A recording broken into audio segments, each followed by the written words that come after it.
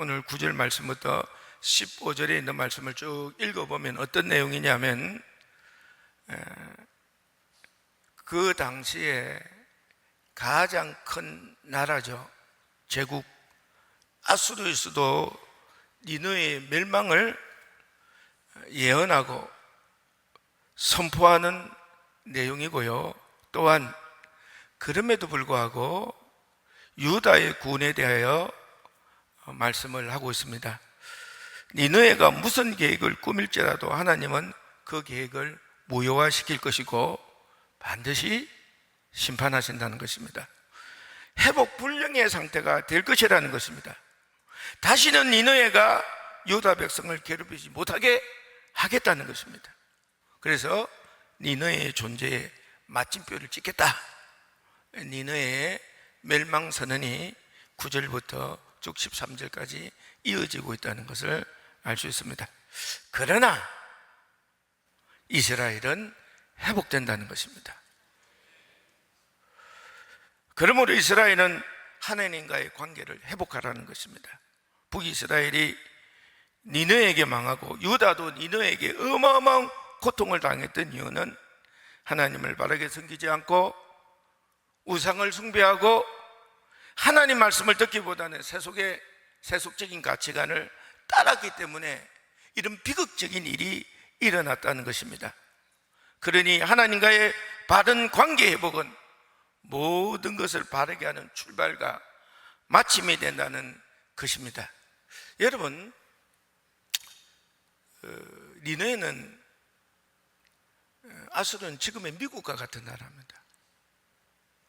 미국이 예를 들어서 아프가니스탄에서 지기도 하고 또 월남전에서 지기도 하고, 그래서 미국이 별거 아니네 라고 혹시 생각할지 몰라도 사실은 미국의 전력은 그렇지 않습니다.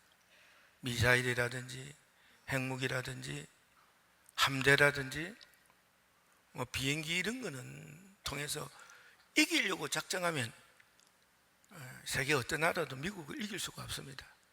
우리가 미국이 지금은 가장 커서 지금은 미국을 상대해서 이길 자가 없다고 생각하는 그 생각처럼 이 시대에 아수르의 수도 니느웨는, 아수르는 잔인하기가 이를 데가 없고 공포정치를 펴며 어떤 것도 맞서더라도 다 박살을 낼 만한 대단한 제국, 비록 아수르일지라도 하나님이 아수르를 심판하기로 결정하셨다는 것입니다. 하나님이 아수르를 멸망시키기로 결정하셨다는 것입니다. 하나님이 회복 불능한 상태로 만들기로 결심하셨다는 것입니다. 그들이 아무리 계획을 세워서 절대 망하지 않는 계획을 만들어놔도 하나님은 심판해서 멸망께 이르게 하다는 것이 오늘 하나님의 말씀입니다. 실제로요, 아수르는 지금 사라져 버렸습니다. 없습니다. 그러나 하나님은 이스라엘은 회복된다는 것입니다. 그때 니느웨에 비교하면요, 정말 껌도 안 되는, 이런 말을 해도 되나요? 껌도 안 된다. 정말 별거 아닌, 누구든지 간에 이스라엘을 삼키고자 하면 삼킬 수밖에 없는 작은 나라, 작은 민족, 그게 바로 뭐라고요? 이스라엘이고 유다였다는 것입니다. 그러나 하나님은 누구와 함께 하겠다? 하나님의 백성이고 하나님의 선민이기 때문에 하나님은 이스라엘과 함께 하겠다는 거예요. 그래서 망하지 않는다는 것입니다. 회복된다는 것입니다.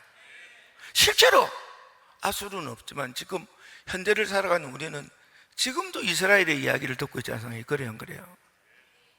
어떤 얘기든지 간에 이스라엘은 망하지 않고 지금까지 왔다는 것입니다. 진짜 하나님의 말씀은 사실이다 이 말이에요. 진실이다 이 말이에요.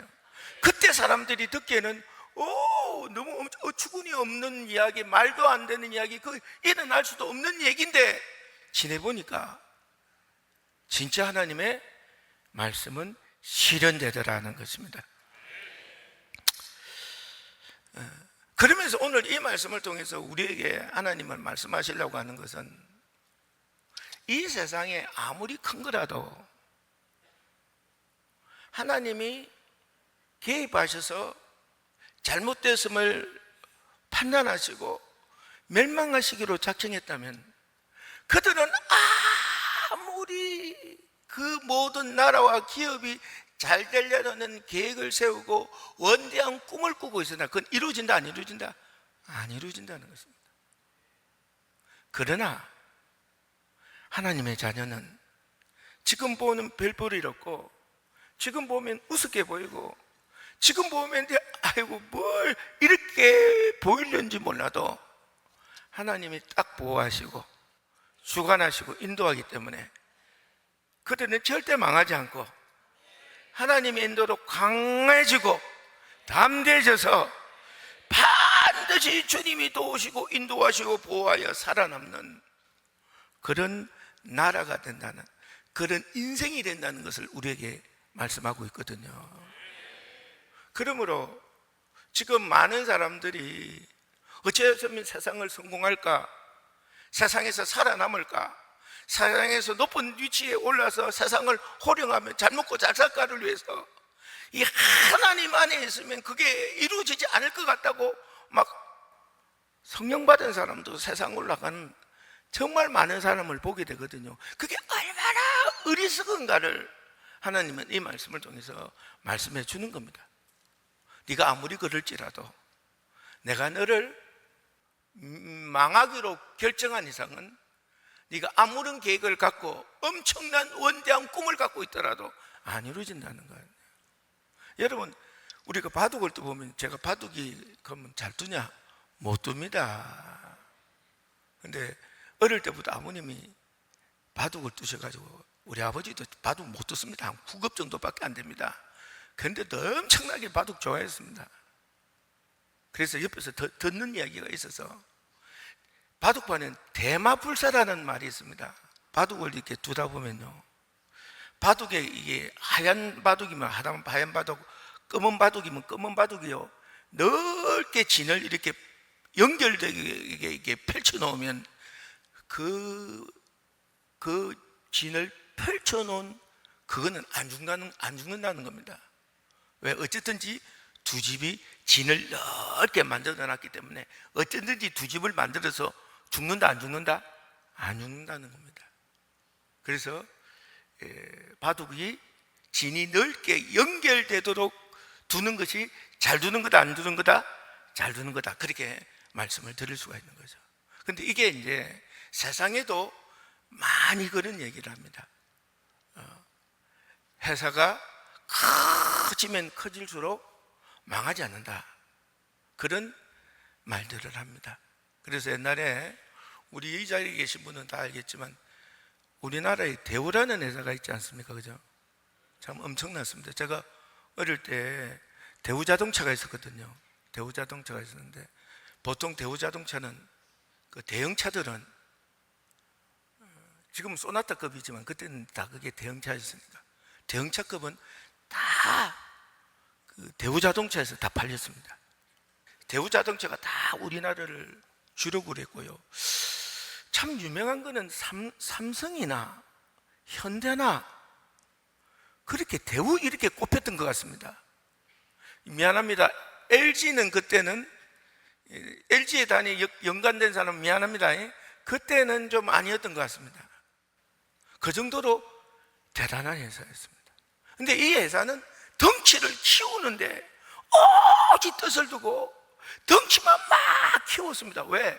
대마불사니까. 덩치를 이렇게 키워나면요, 이 회사가 망하면 어떻게 됩니까? 우리나라가 막 휘청거립니다. 그러니까 나라에서도 어떻게 해요? 나라가 잘못되지 않고 이 많은 실업자가 생기지 않게 하기 위해서도 그 회사를 밀어줘야 됩니까? 안 밀어줘야 됩니까? 밀어줘야 됩니다. 그래서요, 우리나라에서도 이 대마불사라는 말을 믿고 기업을 가득 키우려고만 하다가 어이없이 한보라는 이런 회사도요 철강에 쌓였습니다. 망하고요. 또 나산이라는 시럽도 망하고요. 저는 이게 기억을 하고 있습니다. 그런 회사들이 정말 많이 망했습니다. 그들은 절대 망하지 않는다고 생각했습니다. 절대 우리 회사는 영원하다고 생각했는데 망했습니다. 하나님은 말씀합니다. 하나님이 개입해서 이걸 망하기로 한 어떤 것도 살아남을 수가 없고, 하나님이 보호하셔서 지키기로 결심한 이상은 아무리 작다고 하더라도 반드시 살아남는다는 것이 오늘의 말씀입니다. 그러니 꼭 하나님의 백성으로서, 하나님의 주목받는 사람으로서 하나님이 도와주시는 이런 인생을 살아서 승리하는 인생 되기를 주님의 이름으로 축원합니다. 그런데 하나님은 오늘 15절의 말씀을 통해서요, 볼지어다 아름다운 소식을 알리고 볼지어다 화평을 전하는 자의 발이 산 위에 있도다. 즉 하나님께서는 하나님의 백성, 하나님의 자녀, 하나님의 사람, 예수의 사람, 이 사람이라는 것은 어떤 사람인가를 이렇게 딱 정의를 해주고 있습니다.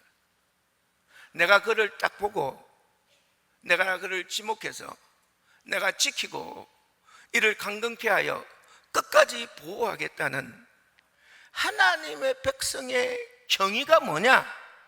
그거는 볼지어다 아름다운 소식을 알리는 자, 이렇게 말씀을 하고 있습니다. 여러분, 아름다운 소식을 알리는 자라는 것은, 이거는 성경에서는 뭐라고 이야기했냐면 기쁜 소식을 전하는 자입니다. 기쁜 소식을 전하는 자는 뭐냐면 복음을 전하는 사람이 바로 기쁜 소식을 전하는 사람입니다. 정요,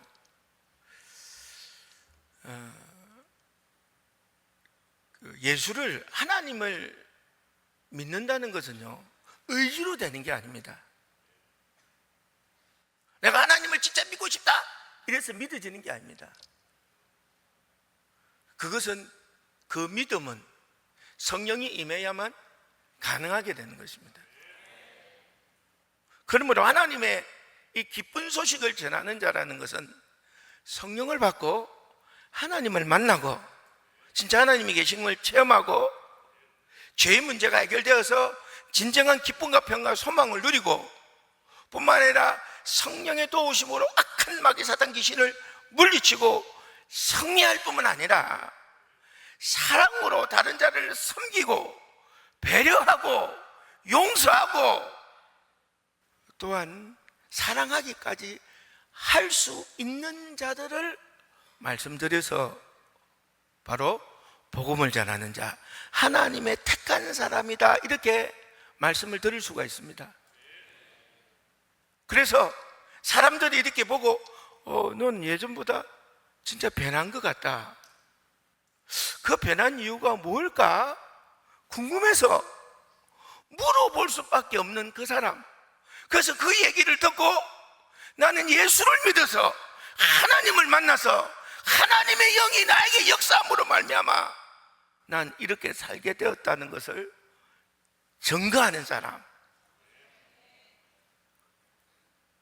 또한 물어보지 않더라도 이렇게 증거할 수 있는 사람, 이 사람이 아름다운 소식을 알리는 사람이요, 하나님의 자녀요, 하나님의 선택된 자요, 하나님이 진짜 보호하시는 자다, 그 말이에요.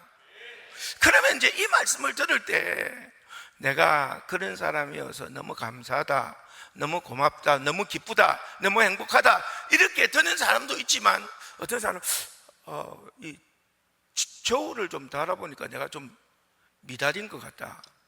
성경에는 달아보면 미달이면 그게 안 되잖아요. 그래 안 그래요? 미달이면 안 되잖아요. 미달인 것 같다, 좀 불안하고, 과연 하나님이 나를, 지금 나를 보고 그렇게 도와주실까 막 의문이 생기고 걱정이 생기고 불안이 생기고 염려가 생기는 사람들이 있을 수 있다 이 말이에요.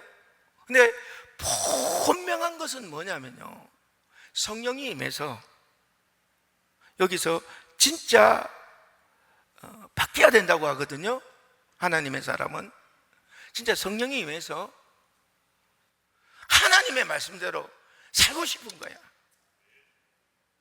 근데 이게 하나님으로 인하여 사는 게 사실은 이 세상에 쉽지 않다 이 말이에요.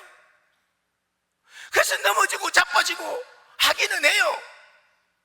솔직히 넘어지고 자빠지기는 해요. 그러나 내 안에 가득한 것은 넘어지고 자빠질 때마다 괴롭고 아프고 슬프고 안 자빠지고 진짜 건강하게 주님과 더불어 살고 싶은데 안 될 때 회개하고 괴로워하고 아파하지만 그럼에도 불구하고 하나님으로 인하여 살고 싶다는 것이 내 안에서 끝까지 나오는 그 사람, 그 사람은 하나님의 자녀다 그 말이에요. 그것만큼은 포기할 수 없는 그 사람, 그 사람은 하나님의 사람이다 이 말이에요. 하나님이 끝까지 보호하시고 지키시고 인도하시는 은혜를 누리는 사람이 된다, 이걸 확실하게 여러분에게 전해드리고 싶다 이 말이에요. 뿐만 아니라 하나님의 사람, 하나님의 택한 사람은, 하나님이 지켜주시는 사람은 화평을 전하는 자입니다. 화평이라는 것은 두 가지 의미가 있습니다. 평화, 평안, 평화와 평안. 평화라는 것은, 가장 중요한 평화라는 것은 하나님과 나 사이에, 사람과 나 사이에 화평한 것이거든요. 근데 하나님과 나 사이에는 당연한 거고요, 하나님과 나 사이에 하나님이 문제가 있을 수가 없습니다. 여러분 아시죠? 하나님 문제가 있을 수가 없습니다. 문제는 누굽니까? 나입니다. 나가 잘못됐기 때문에 화평하지 못하거든요. 그러므로 화평하지 못할 때마다, 힘들 때마다 나의 잘못을 회개하고 하나님 앞에 화평하기를 진짜로 원하는 사람, 또한 사람과 사람 사이에 화평하지 못한 이유는 결국은 사랑이 존재하지 않아서인 거거든요. 그래서 사랑을 위해서 기도하는 그 사람이 화평한 사람이요, 평화한 사람인 줄 여러분이 알기를 간절히 바라고요. 또한 평안을 전하는 사람입니다. 여러분, 제가 여러분에게 늘 말씀을 드리지만 이 세상 살아가는 사람 중에서 아무 문제를 겪지 않은 사람은 없습니다. 우리 일생의 주기가 있고 그 일생의 주기 가운데 많은 문제가 도사되고 있습니다. 그렇죠? 뿐만 아니라 그 일생의 주기 가운데서는 많은 문제가 기다리고 있을 뿐만 아니라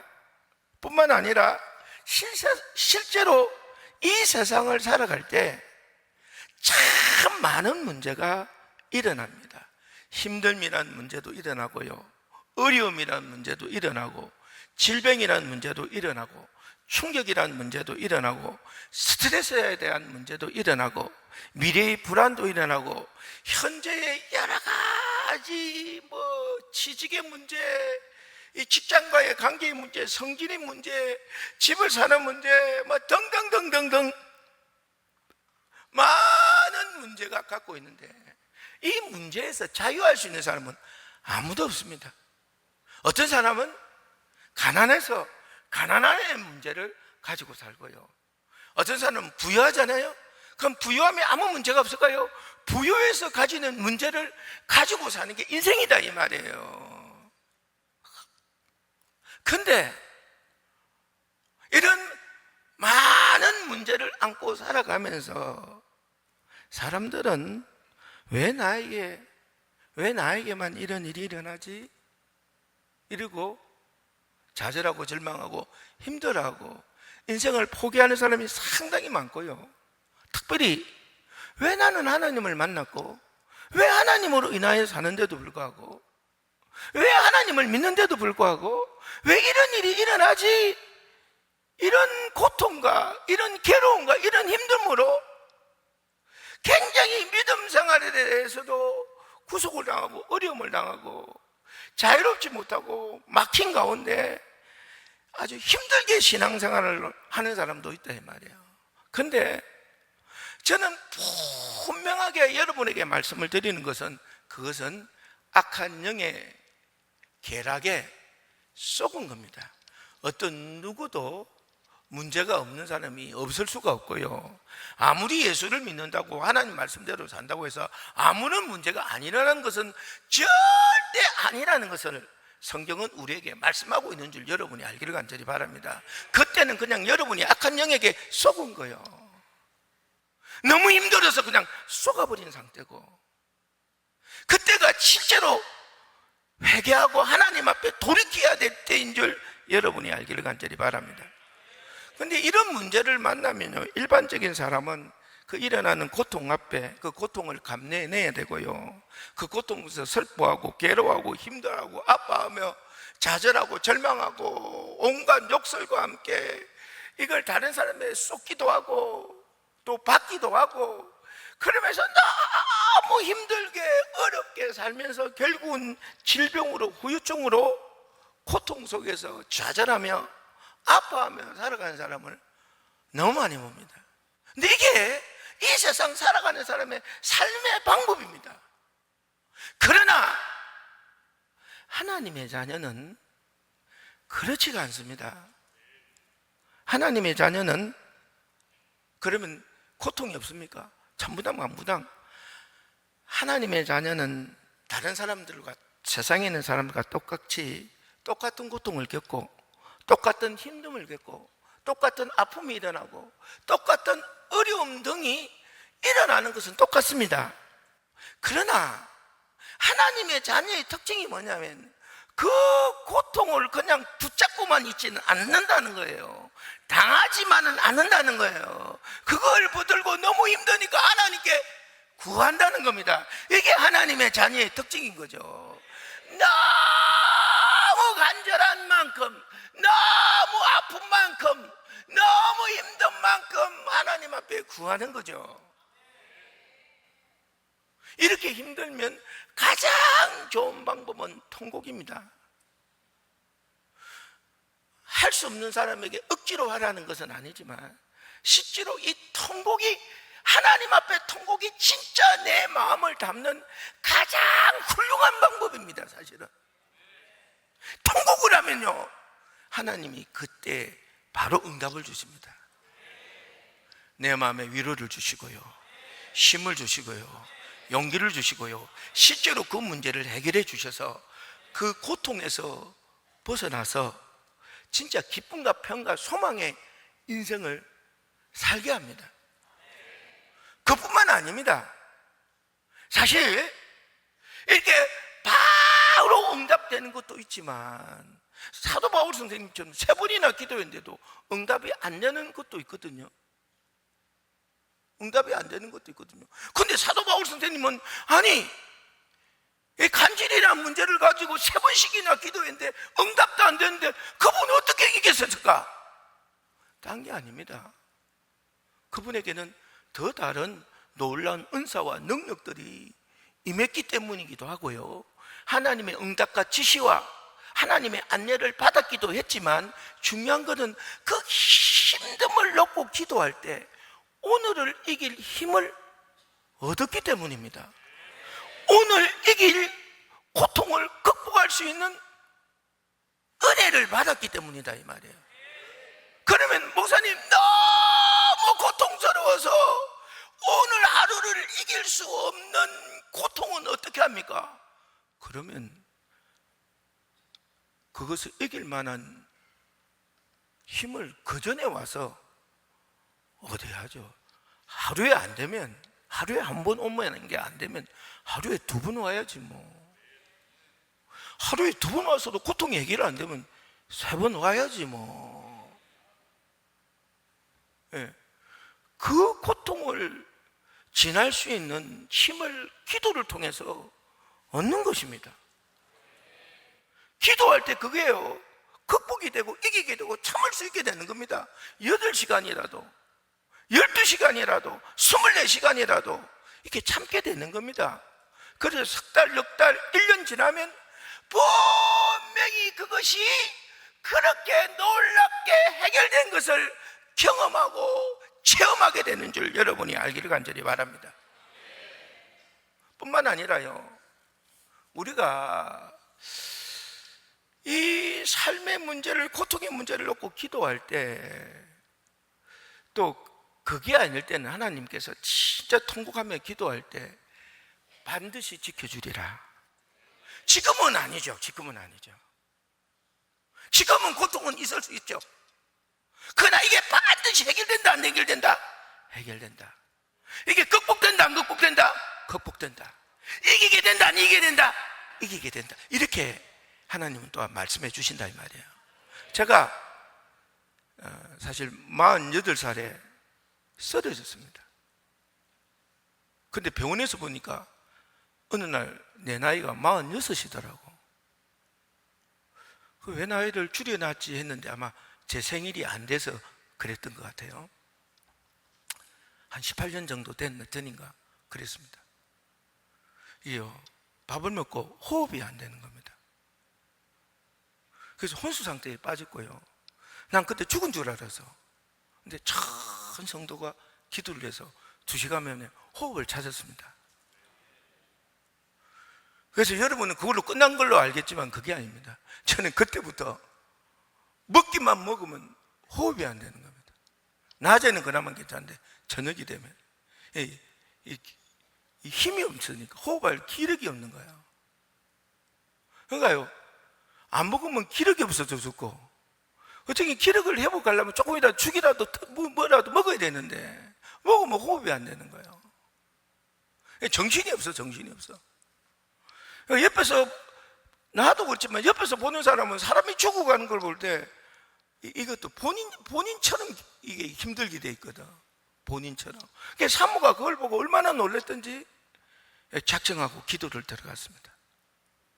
하나님께서 시편을 읽게 하시고 다윗을 통해서 지금까지 했던 것보다 앞으로 더 큰 일을 하게 하리라는 응답을 받았다는 것입니다. 그렇다고 해서 제가 그때부터 호흡이 딱 잘 됐냐? 안 됐습니다. 여전히 죽을 것 같았습니다. 막 진짜